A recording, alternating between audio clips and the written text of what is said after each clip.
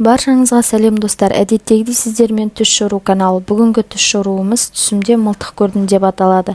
Видеоны бастамас бұрын каналымызға тіркеліп қоңырауды басып қойыңыз. Ал ендеше бастайық.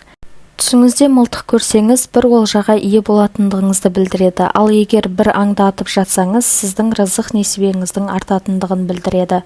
Ал егер түсіңізде бір құсты көздеп тұрсаңыз, сіздің біреуді жамандап жүргендігіңізді білдіреді. Егер түсіңізде арыстанды атып жатсаңыз, дұшпандарыңызды жеңетіндігіңізді білдіреді. Егер түсіңізде біреуді өлтіру үшін мылтық сатып алып жатсаңыз, сіздің жүрегіңізде біреуге деген жек көрініші бар. Түсіңізде аң аулау үшін мылтық сатып алып жатсаңыз, таңдаған жарыңыздың жақсы адам екендігін білдіреді.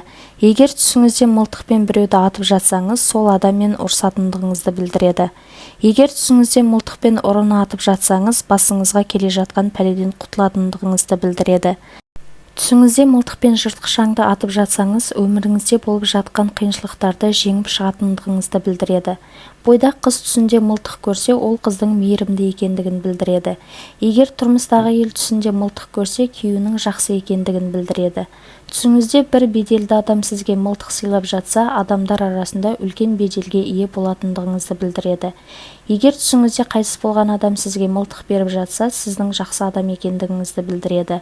Достар, егер осы видеомыз ұнаған болса, лайк басып қолдап қойыңыз. Сондай-ақ келесі видеоны өткізіп алмас үшін каналға тіркеліп қоңырауды басып қойыңыз. Тек қана жақсы түстер көрейік. Сау болыңыздар.